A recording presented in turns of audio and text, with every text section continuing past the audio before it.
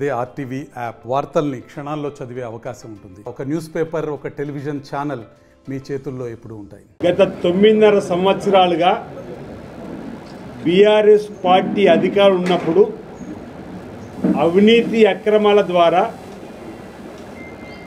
నాణ్యత లేని కట్టడాలు నిర్మించి వేల కోట్లను సంపాదించుకున్నది ఈ పార్టీలో నాయకులని చెప్పని మేము చేసినటువంటి ఆరోపణలు నేడు నిజమయ్యాయనే మాట సందర్భంగా మీకు చెబుతూ, ఎన్నికల కోడ్ పార్లమెంటు సభ్యులది ఇంకా రాలే, కానీ అప్పుడే ఎన్నికల్లో డబ్బులను పంపిణీ చేసి గెలవాలని చెప్పని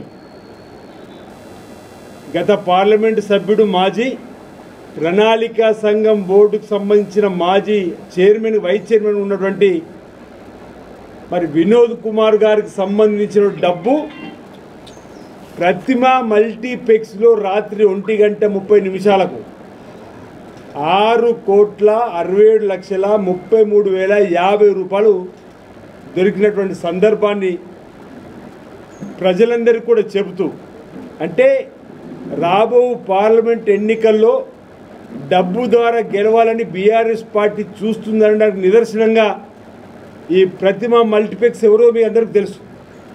ఆర్టీసీ స్థలంలో లీజుకు తీసుకొని ప్రతిమ మల్టీప్లెక్స్ కానీ హోటల్ కానీ ఈరోజు లోకల్ కూడైకొస్తుంది. ప్రతిమ ఎవరి చేతిలో ఉంది? ప్రతిమ కాలేజ్, మెడికల్ కాలేజ్ ఎవరి చేతిలో ఉంది? ఆ డబ్బు రేపు ఎన్నికల్లో ఎవరి కోసం ఖర్చు పెట్టడానికి కోసం డంపు ద్వారా తీసుకొచ్చి పెట్టారనేది ఈరోజు మేము సూటిగా అడుగుతూ ఉన్నాం. ప్రజలకు మీరు ఈరోజు సమానం చెప్పని కోరుతున్నాం. కేసీఆర్ గారికి అత్యంత నమ్మకస్తుడిగా ఉన్న మాజీ పార్లమెంట్ సభ్యుడు వినోద్ కుమార్ గారికి ఈ డబ్బును వెచ్చించి ఎన్నికల్లో గెలిపించాలని చూస్తున్నటువంటి వాళ్ళ వంది మాగదులకు ఇప్పుడు ప్రజలకు ఏం సమానం చెప్తారని మేము అడుగుతున్నాం. ఎన్నికల కోడ్ కూయక ముందే 6,69,32,050 రూపాయలు బీఆర్ఎస్ పార్టీకి సంబంధించిన నాయకుల దగ్గర దొరికిందంటే ఎన్ని వేల కోట్లు బీఆర్ఎస్ పార్టీ దగ్గర ఉందని చెప్పని ప్రజలు అనుకుంటుంది. నిజమా కాదా అంటున్నాం. కాంగ్రెస్ పార్టీ మొదటి నుంచి అంటుంది కాళేశ్వరం కామధేనువైంది బీఆర్ఎస్ పార్టీకి అన్నాం. కాళేశ్వరం ఏటీఎం లాగా వాడుకుంటున్నారు అని చెప్పని అన్నాం. దానికి నిదర్శనం ఈరోజు ఈ డబ్బు అంటున్నాం. ఈరోజు 2017లో ఒక యాక్ట్ వచ్చింది, కేంద్ర ప్రభుత్వ యాక్ట్ 2017లో 269 ఎస్టీ ఇన్కమ్ ట్యాక్స్ యాక్ట్ ప్రకారం 2 లక్షల కంటే ఎక్కువ నగదు ఉండదని. మరి 6 కోట్ల నగదు ఏ విధంగా వచ్చిందో అంటున్నాం. అది కూడా ప్రతిమ మల్టీప్లెక్స్లోని కింద సెల్లార్లో బీరువాలో దొరికినాయి.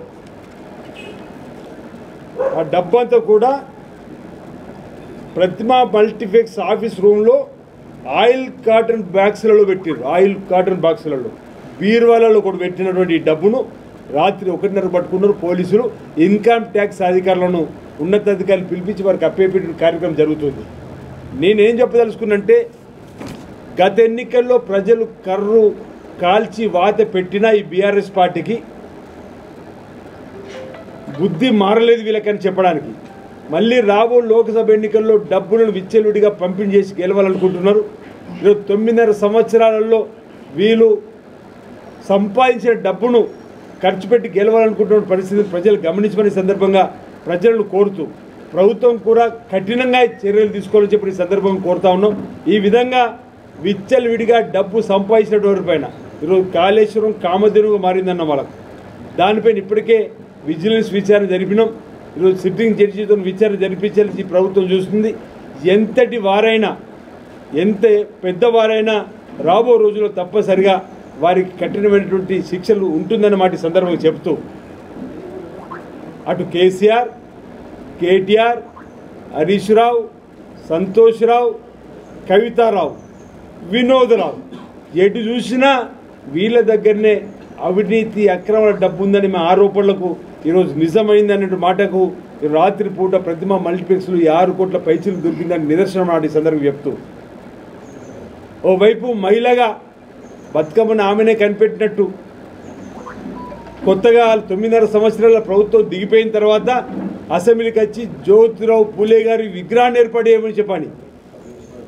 9.5 సంవత్సరాలు మీ నాన్నగారు ముఖ్యమంత్రి ఉండి ఒక్కరోజు కూడా జ్యోతిరావు పూలే గారికి పూలదండ వేయడానికి రాని, వర్ధంతి నాడు కానీ జయంతి నాడు కానీ, అంతేందుకు అంబేద్కర్ గారి జయంతి వర్ధంతి కూడా ముఖ్యమంత్రి గారు పూలదండ వేయనటువంటి వీళ్ళు పదవి పోగానే ఈరోజు జ్యోతిరావు పూలే గారి విగ్రహం పెట్టుకుని కవితారావు గారు ఇక్కడ అంటారు. మరిన్ని వీడియోస్ కోసం ఛానల్ ని సబ్స్క్రైబ్ చేయండి, లేటెస్ట్ అప్డేట్స్ కోసం వాట్సాప్ ఛానల్ ని ఫాలో చేయండి అండ్ లింక్ డిస్క్రిప్షన్ లో ఉంది.